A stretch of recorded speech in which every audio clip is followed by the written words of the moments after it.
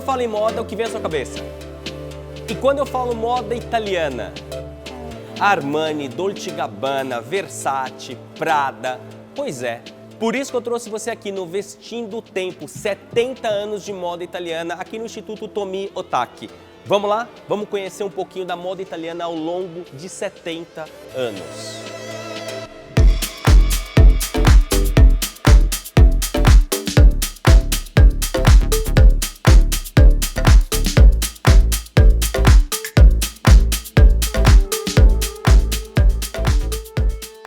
Eu estou aqui com o professor João Braga, um dos maiores, eu diria uma sumidade em moda italiana. Professor, muito obrigado por nos receber. Eu que agradeço, muito obrigado. E estamos aqui para falar de moda italiana. Aliás, estamos aqui para falar de moda. Estamos aqui comemorando 70 anos da moda italiana. Exatamente. Né? E eu queria já começando a perguntar para o senhor, o que a Itália tem que fez esse celeiro da moda? Como que isso tudo aconteceu? Olha, eu acho que a melhor palavra para dizer isso seria tradição, né? Essa exposição, que se chama Vestindo o Tempo, 70 anos de moda italiana, ela percorre os 70 últimos anos da moda italiana. Em teoria, a moda italiana, para um grande reconhecimento internacional, uma moda associada, né, ao vestir dentro de determinados aspectos que regem a identidade de um tempo, é especialmente a partir de 1951. Enfim, em função de um marquês florentino ter tido a ideia de começar a fazer desfiles em Florença, até mesmo com as casas de Roma, as grandes casas de costura de Roma, mas aconteceu em Florença. Então, a partir daí que a moda italiana começa a se projetar internacionalmente, houve o primeiro desfile, um segundo, né, o primeiro foi na casa dele, né, o segundo já foi no hotel, o terceiro ele já precisou fazer no Palazzo Pitti, na Sala Bianca, em função do crescimento e da grande procura para essa realidade, né? Enfim, então essa exposição tem como objetivo percorrer esses 70 últimos anos da moda italiana, a partir, digamos assim, de uma maneira mais genérica, do pós-Segunda Guerra Mundial até uma contemporaneidade. Quando a moda italiana começa, de fato, a ter essa projeção. Projeção começou em 51, mas já existiam casas italianas anteriores a isso? Sem dúvida. Se nós formos levar em consideração, né, se nós vamos, né, para os primórdios, nós vamos ver referências importantes, não só na moda roupa, tá, mas na indumentária como um todo, porque o conceito de moda é um conceito do final da Idade Média, princípio do Renascimento. Né? Então, se nós formos levar em consideração a indumentária, que é tudo aquilo que você coloca sobre o corpo, né, nós temos referências etruscas, que antecedem as referências romanas, né? Para depois ter uma grande influência das roupas do período do Renascimento, especialmente o Renascimento florentino, né? Que vai influenciar consideravelmente, né? E depois, né, outras realidades, né, associadas, né, a uma contemporaneidade maior. O objetivo dessa exposição, ou não o objetivo, mas o conceito curatorial dessa exposição é exatamente mostrar essa exuberância, essa excentricidade, tá, da postura do italiano, seja na culinária, seja no modo de falar, seja no modo de se comportar, e que o Brasil dialoga muito. Sim. Tá? Então eu chamo isso tudo de barroquismos. Tá? A etrusca, a mulher etrusca, tá, ela era muito ornamentada. Talvez os etruscos tenham sido os melhores ourives de toda a antiguidade. Faziam joias espetaculares. Tá? Os romanos, né, aí até mais os homens, também tinham, tá, o seu papel importante e definiam muito dos comportamentos. Inclusive, tá, existe todo um estudo, toda uma pesquisa para dialogar com essas referências de ordem histórica. Nós, ao entrarmos aqui na exposição, nós vamos perceber, né, que o fundo dela é todo no tom púrpura. Por que razão? Era a cor da toga dos imperadores romanos. Só o imperador podia usar o púrpura. A base é branca. Por que razão? Né? Porque a toga dos senadores era branca, né? Eram brancas. Né? Enfim, então, esse diálogo das cores que vão trazer essa referência. Fica sutil. Né? A linha curva que predomina na exposição. Né? Por que razão essa expografia? Né? O arco de 180 graus foi um desenvolvimento dos etruscos e um aprimoramento dos romanos. Tanto que na história da arquitetura chama-se arco romano. Então, privilegiando a linha curva associada aos arcos. Né? E depois dialogando com a topografia do Brasil, o mar de morros, todos curvinhos, com a arquitetura do Niemeyer e com a arquitetura do OTAC, Ok. enfim, que também privilegia a linha curva. Então, quisemos trazer isso tudo para que haja diálogo todos dessas culturas, para falar o quanto a Itália influenciou o Brasil em muitas coisas, inclusive na própria moda. O Brasil tem uma vocação significativa para o prêt-à-porter, que é uma grande identidade da moda italiana. Mas, enfim, já havia casas, voltando à sua pergunta inicial, já havia casas, especialmente de um artesanato sofisticado, especialmente em couro, antes da própria Segunda Guerra Mundial. Certo. É o caso de Prada, que é de 1913, é o caso de Gucci, que é de 1922, é o caso de Fendi, que é de 1925. Inclusive, essas casas, essas marcas estão aqui na exposição porque elas continuam na contemporaneidade, elas atualizam-se aos tempos. E dessa maneira, nós temos essa, porque não pode deixar de representar. Mas esse viés foi exatamente devido a esses excessos. Por que razão? Também, lógico que você vai juntando as pedras de um quebra-cabeça, ou as peças, e depois você tem o conjunto. A questão do próprio barroco. O barroco foi um fundamento que surgiu a partir do Concílio de Trento. Surgiu com a criação da Ordem da Companhia de Jesus em Roma. Então, o barroco é um fundamento romano. Então, vai justificar mais ainda esses excessos, essa dramaticidade que faz parte da arquitetura, da decoração, do comportamento e assim por diante. E o Brasil vai ter esse diálogo com o barroco, que vai ser o primeiro dos grandes movimentos de ordem internacional, do qual o Brasil vai fazer parte. Então, tem uma referência via Portugal, que chegou aqui, sim, mais claro, por influência mais romana, com influência, Lógico, Portugal está ali na Europa, Sim, junto com a própria Itália, E, enfim, lembrando que o barroco nem era Itália ainda, que a Itália só vai ser unificada em meados do século XIX. Enfim, então, isso tudo vai acontecendo, imagine, quando chegou o princípio do século XX, havia artistas italianos como Umberto Boccioni, Giacomo Balla, Filippo Tomaso Marinetti. Eles perceberam que a Itália estava fora do Atlas das artes há muito tempo. O barroco tinha sido a última grande contribuição. E dessa maneira, eles resolveram fundamentar um determinado padrão estético, um conceito, que deram o nome de futurismo, saudando os novos tempos, valorizando la máquina. Enfim, foram intensos, vamos colocar fogo nas bibliotecas, vamos quebrar as esculturas clássicas, porque isso não vale para nada. Que bom que eles não quebraram, que bom que não colocaram fogo nas bibliotecas. Mas eles queriam saudar um mundo novo. Começa na poesia, depois migra para as artes e depois vai migrar também para a moda. Então, dessa maneira, a Itália era tão curioso que a Itália não tinha uma significativa projeção que esses artistas italianos, eles foram para a França, compraram a primeira página do jornal Le Figaro, que com enfim, não só a imposição, mas uma difusão via um jornal francês, conseguiriam uma projeção muito maior. E com isso conseguiram, e voltaram a entrar no Atlas da história da arte. E esses artistas futuristas, inclusive, fizeram todo um trabalho baseado nessa excentricidade, digamos assim, negando aquele passado austero da moda masculina. Porque se nós formos analisar historicamente, o homem sempre se enfeitou mais e primeiro do que as mulheres. Sempre. Homens usaram brinco primeiro do que as mulheres, laçarote, salto alto, peruca, maquiagem não era demérito algum. Pelo contrário, era a maneira como ele se impunha socialmente. Mas com a Revolução Industrial, especialmente a partir do apogeu da Revolução Industrial, meados do século XIX, o que acontece?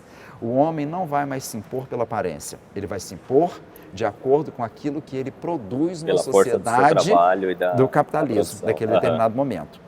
Conclusão, o homem ficou vestido de preto, marinho, cinza, marrom, bem austero. Os enfeites eram o quê? Os enfeites naturais eram barba, bigode, barriga. Quanto maior fosse a barriga, maior era o sinônimo de prosperidade. E os enfeites artificiais, uma cartola, uma bengala, uma gravata, a corrente do relógio de bolso, e tá bom, dessa maneira. Então, os futuristas, especialmente com Giacomo Balla, que foi um grande nome que fez esses projetos para a questão da indumentária masculina, negava tudo isso e colocou o homem coloridíssimo, com roupas assim em patchwork, com roupas ultra modernas para a época. Não foi assimilado nem por uma elite financeira, foi assimilado por uma elite intelectual, que entendia suas propostas, né? Não virou moda, foi muito mais uma proposta de estilo, mas acontece que foi expressivo para o processo historiográfico da moda da arte, né? Temos Elsa Schiaparelli, infelizmente ela não está na exposição, porque não havia uma peça que justificasse esse intervalo de tempo. Ela faz um sucesso via Paris, né? Antes, né? Até mesmo da Segunda Guerra Mundial. Ela era muito amiga de Salvador Dalí, muito amiga de Jean Cocteau, e foi Schiaparelli, que já tinha aberto a sua casa em Place Vendôme, em Paris, que vai levar as premissas, né? Vai levar as premissas do surrealismo das artes para o mundo da moda. Isso foi na década de 30, tá? Na década de 1930. Então ela tem coisas assim especialíssimas. E ela incomodava muito, especialmente Chanel, na França, né? Porque acabaram ficando rivais, né? A ponto de o talento de Schiaparelli, né? O prestígio, o reconhecimento, até pelo cinema norte-americano, que copiava muitas das ideias surreais de Schiaparelli, né? Chanel ficava tão incomodada com isso que ela não se sujeitava a falar o nome de Schiaparelli. Quando ela queria se referir a Schiaparelli, ela falava aquela italiana que faz vestidos. Enfim, é a rixa, né? Lógico, Chanel tem o seu valor, Schiaparelli tem o seu valor, né? Não há dúvida disso, né? Mas estilos completamente distintos, né? Mas isso é a introdução para que possamos entrar e visitar a exposição.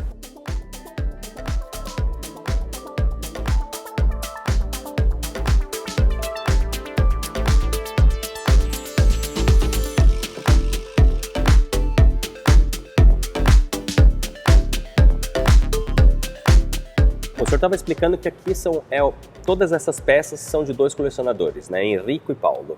Exatamente, né? É um acervo de dois colecionadores romanos, Enrico Quinto e Paulo Tinarelli, né? Com mais de 6.000 peças. Né? E nesta exposição nós temos 29 estilistas contemplados e 45 looks.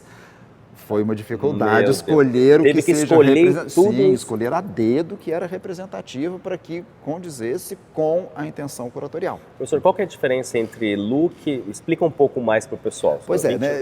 Eu não posso falar 45 roupas, porque tem alguns visuais inteiros, que é uma calça e um casaco. Né? O look é o francês falava, a toilette, né? Ou seja, a sua roupa inteira. Né? Além de estolas, sapatos, luvas, bolsas, né? Que também tem uma ou outra. Né?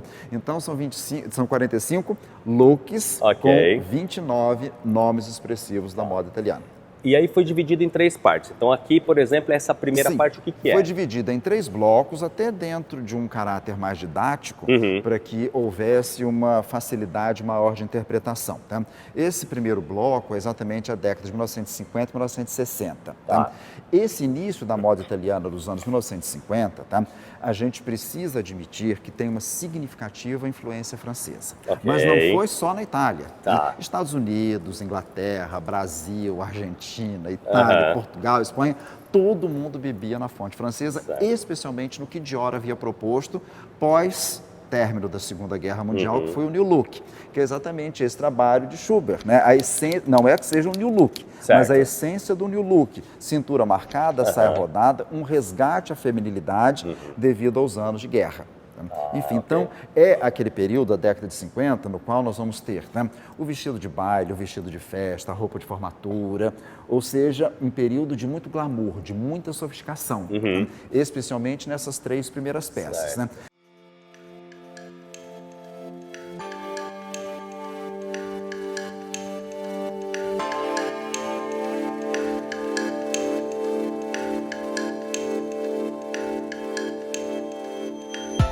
Então, saindo aqui da primeira década, dos anos 1950, que tem uma influência francesa, quando nós já chegamos nos anos 1960, a Itália já vai ganhando, né, a sua vocação para o prêt-à-porter. Como nós temos aqui Irene Galitzini, que vai fazer o Palazzo Pigiama, que é esse conjunto de uma túnica relativamente curta e uma calça um pouco mais curta também. Né? Então já vai trabalhando com essa nova proposta de uma maneira mais prática de se vestir, que é um período já do mundo todo, que é o apogeu do prêt-à-porter.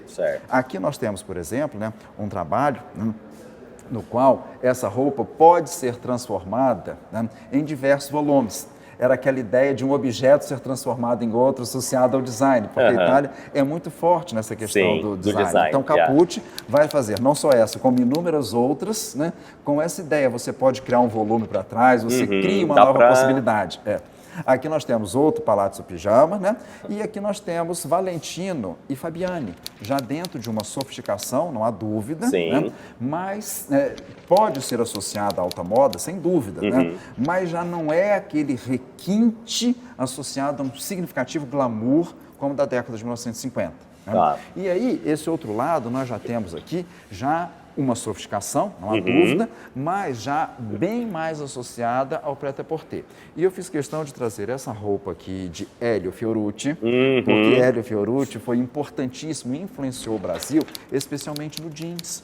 Uma vez que a família tinha um comércio de calçados. E Elio Fiorucci vai a Londres e ele se encanta com aquela moda altamente transgressora de Londres dos anos 60. Então ele vai começar a levar essas ideias e criar a sua marca de roupas especialmente. Aqui do finalzinho já com a linguagem da boca de sino, ou seja, uma moda contestadora jovem.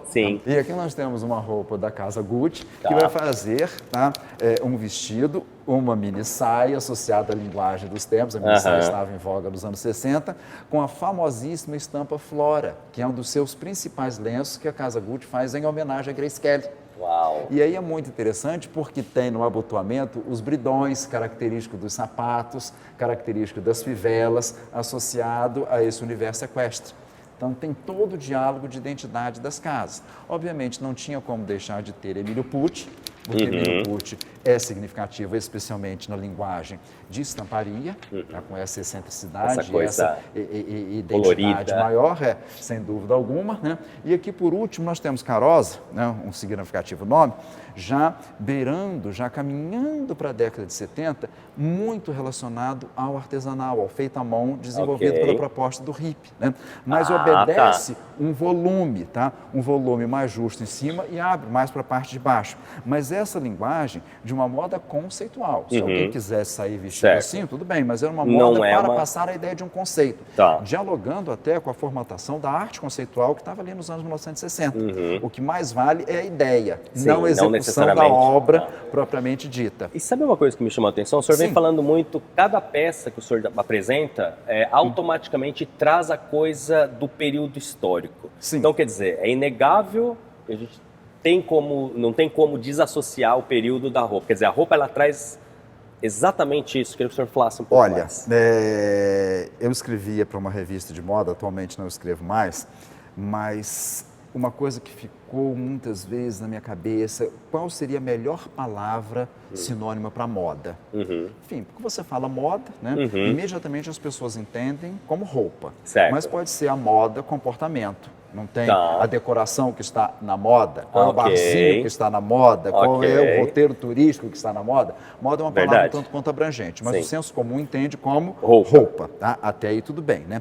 Mas qual seria para mim uma palavra que melhor fosse sinônima? Pensei, e eu cheguei à conclusão de uma palavra da filosofia em alemão que é Zeitgeist.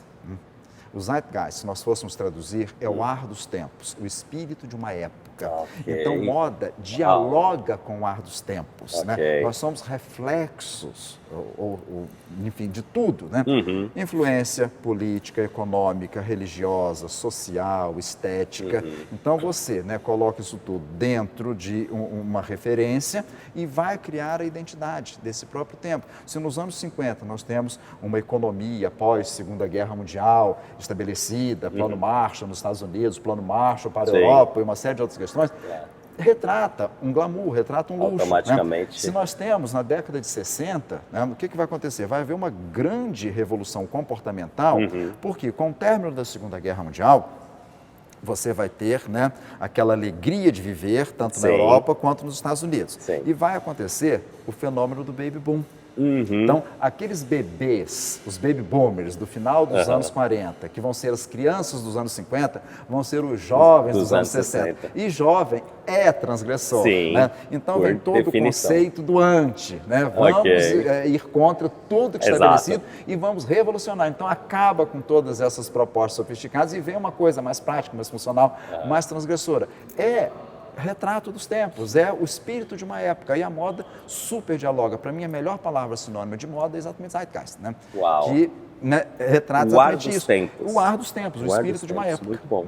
Enfim, então nesse bloco nós temos as décadas de 1950 e 60 e aqui partindo para um novo momento, juntamente com este lado aqui e o centro, as décadas de 1970 e 1980. Okay. Enfim, vamos ter o nome de Missoni se estabelecendo, especialmente com a questão da malha, né, do tricô, né, com as referências, com esse diálogo que tornou-se uma identidade visual de Missoni. Né. Temos a influência do brilho em diversas casas. Né. Isso é uma influência nova-iorquina. É o período do glam, é o período do glamour. É muito anos 80. Né? É total, 70 para 80. Sim. Né. E também por causa do Estúdio 54, essa boate nova-iorquina que influenciou o comportamento. O mundo se vestiu com brilho e isso foi uma realidade associada a esse novo padrão estético, essa nova vontade. Versace, início de carreira, né, já com essa linguagem mais excêntrica, o Gianni, né? O Gianni, né? Porque tem o Gianni Versace aqui na exposição, mas depois que ele morreu, a casa passou a se chamar só Versace, que passou a ser desenhada pela sua irmã Donatella. Né? Então tem Gianni Versace e tem Versace que é por Donatella. Donatella. Exato. Né? Aqui também a dupla Dolce & Gabbana em princípio de carreira, né? Numa linguagem bem tradicional da nona, da mama, né? Enfim, né? O chale, a roupa escura, bem por essa influência italiana. E aqui também Giorgio Armani. Giorgio Armani era comprador daquela loja chamada Lari Nascenter. Então, ele resolveu sair em 73 e abrir a marca própria, no masculino. Depois, no ano seguinte, o sucesso foi tão grande e como as mulheres consomem mais, ele já abriu o feminino. Visionário. Agora, Armani, um visionário, não há dúvida. Mas Armani, ele não tem essa linguagem de exuberância. Pelo contrário, Armani é muito mais minimalista. Mais sóbrio, né? digamos. Muito mais sóbrio, né? Enfim. Eu queria entender a diferença entre alta costura e alta moda. Quer dizer, em teoria, é a mesma coisa. A alta costura é um patrimônio cultural parisiense. Com essa expressão, é uma marca registrada, é uma patente que só pode ser usada para a moda extremamente sofisticada de Paris. Eu não vou nem dizer que seja da França. Por isso que eu nunca vi alta costura na Itália, alta moda. Né? O correspondente na Itália é alta moda. O correspondente na Inglaterra, nos Estados Unidos, é high fashion, high style. Então, alta costura, independente de ser uma roupa de festa, uma roupa sofisticada, uma roupa feita à mão, sob medida, peça única, né, é também uma marca registrada. Então, você não é qualquer lugar de Paris. Você só pode ter, né, esse timbre se você estiver com as regras ali todas cumpridas, inclusive ter prédio próprio no famoso Triangle d'Or, o Triângulo de Ouro, que é uma região delimitada por Champs-Élysées, Avenue Georges V, né, e Avenue Montaigne. Então, basicamente, a gente pode dizer que a alta costura é a champanhe da moda. É a champanhe da moda. Ou seja, você é aquilo, a uva colhida naquele espaço, seria a obra única, digamos assim. E um prêt-à-porter, que já é a produção em série, a produção industrializada, digamos assim, uma alta costura como se fosse uma pintura a óleo.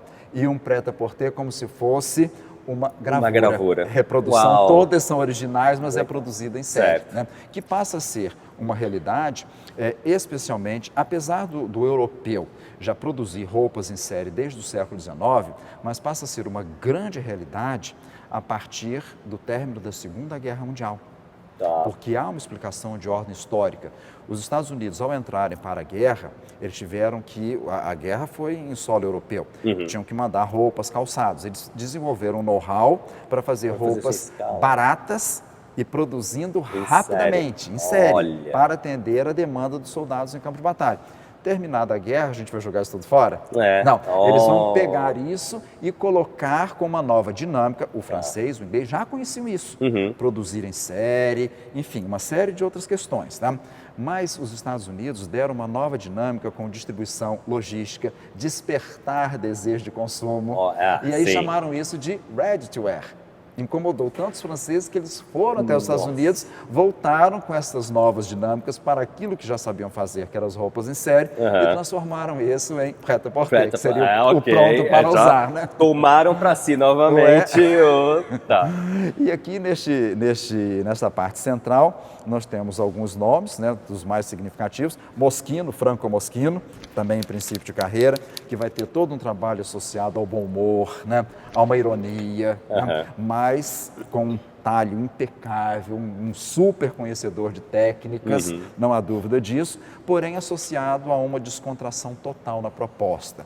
Aqui nós temos um norte-americano que fez sucesso via Itália, que é Ken Sensacional. Scott, mas com essa roupa mais italiana impossível, Impossível. né? Com Vocês penne, percebem, enfim. vocês percebem que tem uma pasta italiana. Olha, Pois é, eu fiz estampa questão de trazer porque mais muito italiano mais não tem italiana. como, né? Mais italiano que isso, só tem uma peça ali que eu vou mostrar que eu fiquei encantado, que a gente vai chegar lá. Muito bem. E aqui, obviamente, nós tínhamos que trazer um casaco de pele da Fendi. Ah, claro. Não há dúvida disso, porque a Casa Fendi, que foi fundada em 1925, é tradicional com esse tipo de produto, né?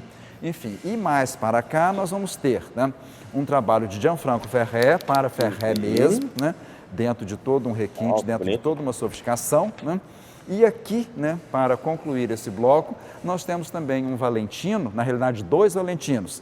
Esse Valentino que é um floral, né, dentro dessa feminilidade, dentro dessa essência que é uma das suas características, e o seu ponto máximo que é o vermelho, né? Sim. Os famosos vestidos vermelhos de Valentino, sua como marca esse aqui. registrada. É a marca registrada que, segundo ele, viu uma ópera que a cantora lírica usava uma roupa vermelha quando era Se jovem, ficou encantou. encantado e começou a fazer aí no seu trabalho os tais famosos vestidos vermelhos, que passou a ser a sua marca registrada, né? Então vejam que isso aí fica associado a essa sofisticação. Então o vermelho, de certa forma, é uma variação do púrpura. Os vermelhos ficam associados, devido ao púrpura que vem de Roma Antiga, a significado de sofisticação. Então nós temos Alfa Romeo vermelho, Valentino vermelho, né? Ferrari vermelho, né? Enfim, isso é código, né? Inclusive de luxo. Sim. Porque o luxo, o verdadeiro luxo, ele é discreto. O luxo usa muito preto, cinza, marinho, branco até. O brilho, obviamente, associado ao ouro e à prata, mas quando se usa cor, normalmente se usa vermelho. O vermelho, as pessoas costumam, é automático, associar o vermelho à elegância. A elegância, a sofisticação, o refinamento. É. Tudo bem, vem de Roma. Sim. Luís XIV, em França, né, quando ele foi rei, dá uma ajudinha, porque Sim. ele cria a ideia do talon rouge. É o salto vermelho. Só os nobres de alto grau hierárquico podiam ter o seu salto de sapato vermelho como distintivo social. Então, olha a referência, porque Luís XIV bebeu muito na fonte italiana, não há dúvida. Os espelhos, né, toda a sofisticação, porque o requinte de comportamento, se nós formos levar em consideração, né, basta que leiamos aí o Cortesão, enfim, né, imagine, tá? Todo comportamento social, né, é baseado em Castiglione, né? Bom, hoje nós temos 5 capitais da moda, né? Sim. E aí existe, eu sei que deve ter uma rivalidadezinha entre elas. Sim, existe uma disputa, né? Ok. Porque isso gera divisas. Ok, Para não só claro. as respectivas casas, as respectivas marcas, mas para o próprio país, né? Então, toda uma tradição na moda, né, sabe-se que é francesa, né? Mas, em compensação, com o passar dos tempos, outras cidades, outros centros, que às vezes nem é a capital política do país, né, mas uma capital de moda, né, disputa de espaço com Paris, né? O primeiro foi Londres, que é a capital política, mas é a capital também de moda, né? Uma moda jovem, transgressão. Depois veio, especialmente, Milão, né? Que não é capital. Que não é a capital política, mas tornou-se, porque a moda italiana, digamos assim, tem sua origem em Roma. Depois foi o Marquês Giovanni Battista Giorgini que leva isso para Florença, fazendo os desfiles. E depois é o poder da indústria, o poder do capitalismo, que Milão é uma cidade mais industrial, Sim. rouba a cena de Florença e leva para Milão como centro difusor. Então Milão entra no circuito internacional também de lançamento de moda. Enfim, aí na sequência vem Estados Unidos. Há um fato muito curioso, porque em 1973, o governo francês, para angariar fundos para fazer reparos no Château de Versailles, resolveu fazer um desfile no próprio Château de 5 nomes expressivos da alta costura, nomes significativos da moda francesa, e 5 nomes norte-americanos. Fizeram esse desfile para trazer o comprador norte-americano, enfim, valorizar, né, fazer a política de boa vizinhança. Né? Esse fato, em 73, foi chamado de a Batalha de Versalhes. Ou seja, incomodou consideravelmente os franceses, porque eles viram a capacidade técnica e criativa dos norte-americanos. Né? E aí, né, Nova York começa a entrar em cena também. Tomou gosto e falou, quer saber? Lógico, é um processo, não é da noite para o dia. Né? E nesse fato, né, a França vai como competir com isso? Eles precisam se renovar sempre para poder se fazer presentes. Né? Eles vão inventar as semanas de moda. Foi logo depois dessa Batalha de Versalhes, esse fato histórico. Isso em Nova York? Não, na França. Então, semanas de moda é a partir de 74, na França. Porque nós precisamos reinventar a roda para trazer, né, essa importância para Paris novamente. Né? Aí depois vem Londres, depois vem Milão, que já está se posicionando, depois entra Nova York no circuito. Né? Então hoje, né, Paris sempre foi a primeira capital, a primeira cidade, né, para lançar as semanas de moda. Aí nós entendemos o poder do capitalismo. Hoje as semanas de moda começam em Nova York. Entendi. Nossa. Até mesmo por questão de deslocamento. Então tem uma semana nos Estados Unidos, começa lá. Né? Depois vai para a Europa. Aí a primeira é Londres, depois Milão e a última das cidades europeias. De primeira virou última. Das cidades europeias. Lógico, tem a sua importância. Aí depois vem São Paulo. Inúmeros outros nomes de outras nacionalidades europeias vão desfilar em Paris. Tem um poder de legitimação inquestionável. Né? E agora também entrando no circuito São Paulo, né? Como um centro difusor de moda, com São Paulo Fashion Week. Né? Então vem Nova York, Londres, Milão, Paris e depois São Paulo. Enfim, e nesse último bloco aqui nós temos o final da exposição, pegando os anos 1990, os anos 2000 e os anos 2010. Né?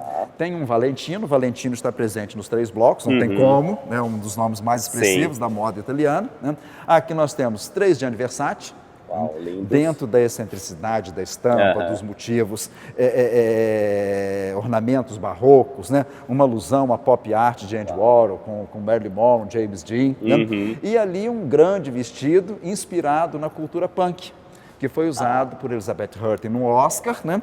Que é uma roupa rasgada, mas muito tecnicamente bem rasgada.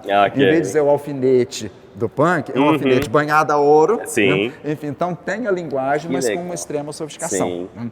Enfim, e aqui nós temos, né, Dolce Gabbana, né, fazendo uma alusão até a Marilyn Monroe, que certa vez se vestiu com uma roupa com saco de aniagem, né, e eles fazem isso falando dessa sensualidade também da moda italiana, made in Italy, né, que cada vez mais vem se posicionando. Né.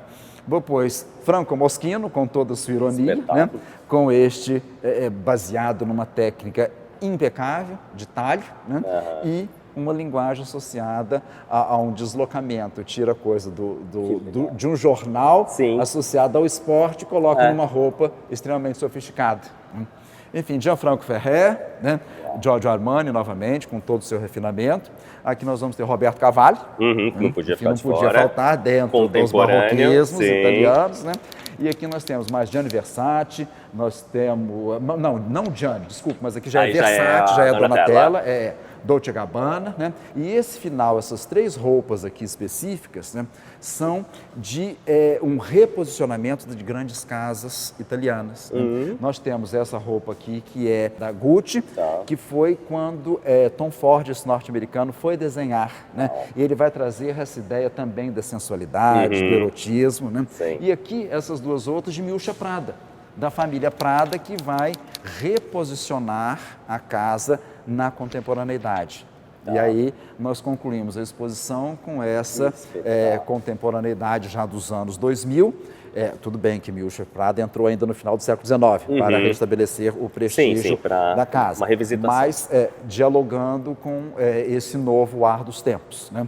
E tudo voltado com esse conceito curatorial que foi relacionado ao barroquismo, excentricidade, a essa exuberância que muito caracteriza comportamento e moda italianos.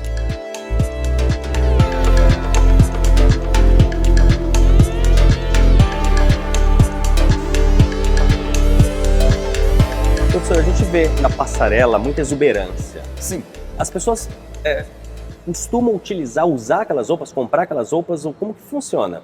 Não necessariamente. Tá? Existe a moda conceitual e existe a moda comercial. Existe a moda de passarela e a moda do dia a dia. Toda e qualquer passarela, seja para um desfile de alta costura, um desfile de alta moda, um desfile de prêt-à-porter, um desfile de um estudante que quer se projetar no cenário da moda, precisa ter essa lente de aumento, essa excentricidade para gerar o seu conceito com maior facilidade e gerar até o fato jornalístico. Porque se eu coloco o déjà vu numa passarela, não vai gerar um fato jornalístico.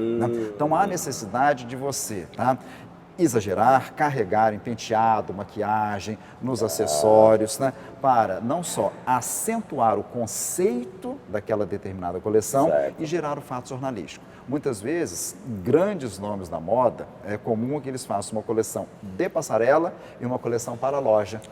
Para ganhar a visibilidade, o nome estar na mídia e as pessoas vão e querem comprar uma roupa mais comercial, mais usável no dia a dia. Não necessariamente a roupa de passarela. Agora, se quiser comprar roupa de passarela, pode comprar. É vendida, sem dúvida, sem dúvida alguma. E eu vejo, quando o senhor fala sobre moda, brilha os olhos. Como que nasceu essa paixão? Eu sempre gostei de moda, até como jovem, como usuário de moda, querendo comprar o que estivesse ali como sendo proposta, né? Mas minhas 2 avós eram costureiras, minha mãe era bordadeira, minhas irmãs são bordadeiras, tenho tias bordadeiras, então eu fui meio criado nesse métier, tanto que até eu comecei a fazer algumas das minhas roupas também, especialmente camisa. Eu não estou com uma camisa João Braga hoje, que as minhas camisas são barrocas, são excêntricas. Tem muita informação. Eu tenho essa característica, essa herança da intensidade. Então, é uma linguagem que eu gosto, que eu uso, né? E que eu faço aí como as minhas propostas. Mas acabei me enveredando de fato, trabalhei muito tempo desenhando estampas para tecido, foi quando eu comecei profissionalmente na moda, depois acabei migrando até para o magistério. Hoje eu faço só as minhas roupas, as minhas camisas, para ser mais específico, nem todas, lógico, e especialmente com magistério. Né? Passei também a escrever livros, eu tenho 12 livros na área de moda, 8 solo e 4 em coautoria, sempre voltado com essa realidade. Fui eleito em 2016, mas tomei posse em 2017 como membro da Academia Brasileira da Moda, que tem sede no Rio de Janeiro, cuja presidente é o Edgar de Angel. E, enfim, atualmente eu lancei uma revista de moda, Uau, fale mais. Para poder falar dos meus artigos, para poder escrever os meus artigos, para projetar os meus alunos. Tem muitos alunos muito bons de serviço, desenho, com ideias, né? Ou até com parte de texto. Então eu falei, vou lançar uma revista que se chama Soul Fashion, Soul Fashion, Soul Fashion. Alma Fashion, eu sou fashion, muito fashion. Um trocadilho, como se fosse uma poesia concreta. Especialmente para valorizar os meus alunos. Né? É distribuição gratuita, eu distribuo onde eu estou, nas escolas, nas minhas palestras, e tem dado certo. Né? A revista se começa com 0. Aí a primeira foi em maio, ela é de periodicidade trimestral. A segunda é agosto e acabei de lançar a terceira, que é a número 2, agora em novembro. E o que é estar na moda? É importante estar na moda? que é estar na moda? É aquela questão da palavra moda ser um tanto quanto abrangente. Certo. Tá? Eu não sei se é importante estar na moda, vai depender da subjetividade de cada um, se você se identifica com aquilo ou não. Mas independente disso, você estar bem vestido, né, isso valoriza a autoestima da pessoa. Então a pessoa se sente melhor, ela se sente mais contente, ela é um código de pertencimento, ela passa a ser aceita dentro de determinados grupos que se identificam com aquele código visual. Então tem uma série de questões, né, que cobrir o corpo é fundamental. Nós usamos alguma coisa sobre o corpo por 3 características, né? Ou pudor, ou adorno, ou proteção. Ou as 3, ou 2 delas. Então, o ponto de vista do pudor é a referência teológica, religiosa, como lá nos é dito no livro do Gênesis, no capítulo 3. E abriram os olhos e viram que estavam nus, e sentiram vergonha, e teceram para si aventais com folhas de figueira. Então, sob essa ótica, a roupa nasce pelo caráter da desobediência, da desobediência ao pai, pelo caráter da indignidade da desobediência. Mas aí Deus, né, que cobriram o corpo com folhas vegetais, folhas de figueira. Deus, né, perdoa, né, na benevolência divina, e dá a pele de animal, que é um material mais macio, mais durável para cobrir o corpo. Né? Enfim, sob o ponto de vista científico, descarta-se a possibilidade do pudor. Disse que o ser humano cobriu o corpo ou por adorno ou por proteção. E acreditam até que primeiro tenha sido o aspecto do adorno, porque é inerente à condição humana você querer se diferenciar dos seus pares. Então, através daquilo que você usa, como eu costumo brincar muitas vezes em sala de aula, para que os jovens até fiquem melhor contextualizados, né? Fala assim, imagina uma tribo onde todos usam tanga de pele de macaco, que não tem tantos atrativos. Me chega alguém com uma tanga com pele de zebra. Vai causar, vai fazer, vai ser a diferença. Eu também quero uma tanga riscadinha de preto e branco. Né? Enfim, então, é da condição humana esse caráter de querer se diferenciar entre os pares. Né? E a proteção, obviamente, se proteger contra tudo. Contra as intempéries. Sol, não só contra o frio, chuva, neve, geada, vento, e proteção contra qualquer outra agressão externa. A picada de um inseto, a mordida de um bicho, a paulada de um inimigo, a pedrada, enfim, então são esses os 3 aspectos pelos quais nós cobrimos o corpo. Né? Então, dessa maneira, né, o cobrir o corpo está sempre presente com essas características. Quando se fala de moda, com este entendimento que nós assim o temos hoje, está especialmente associado, né, à questão da vaidade, à questão do adorno, a questão de você se sentir melhor, se sentir valorizado, se sentir inserido dentro de um determinado contexto social. Porque, como eu costumo dizer, não é que seja um fundamento meu, mas estuda-se isso ao estudar as teorias de moda, né? Moda ou roupa indumentária, né? Seja roupa, qualquer que seja, ou uma roupa de moda, é uma forma de comunicação não verbal.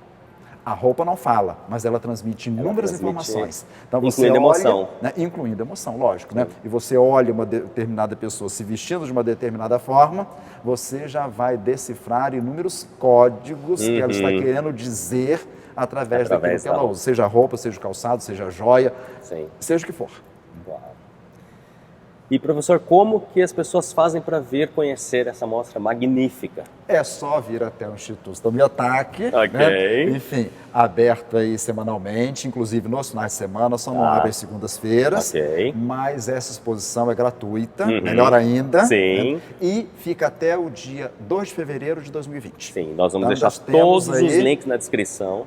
2 meses para visitar a exposição. E tem um belíssimo de um catálogo com textos que eu também assim os fiz. Não são só textos meus, mas há outros textos também. Textos dos colecionadores, textos do próprio Instituto Tomiotaki, ilustrado com essas imagens que aqui estão expostas. Né? E um descritivo de cada uma das roupas aqui expostas, cada uma das peças. Né?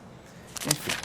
Bom, professor, muito obrigado. Eu que agradeço. Foi uma aula absurda sobre moda, estilo e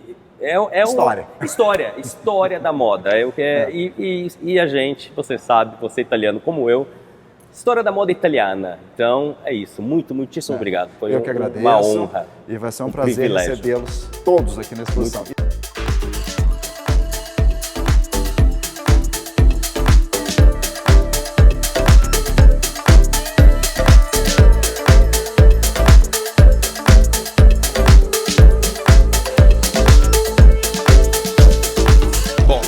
você, assim como eu, aprendeu tanta coisa sobre moda italiana, eu tenho certeza que a próxima vez que você for para a Itália, você já vai ver as coisas de forma diferente. Então o que eu faço? Eu te convido a andar pelas ruas de Milano, por exemplo, Via Napoleone e tantas outras ali do circuito, do quadrilátero da moda italiana em Milano, para começar a observar e perceber tudo que o professor nos ensinou nessa matéria, tá bom? Então um grande abraço, a gente se vê no próximo vídeo e arrivederci!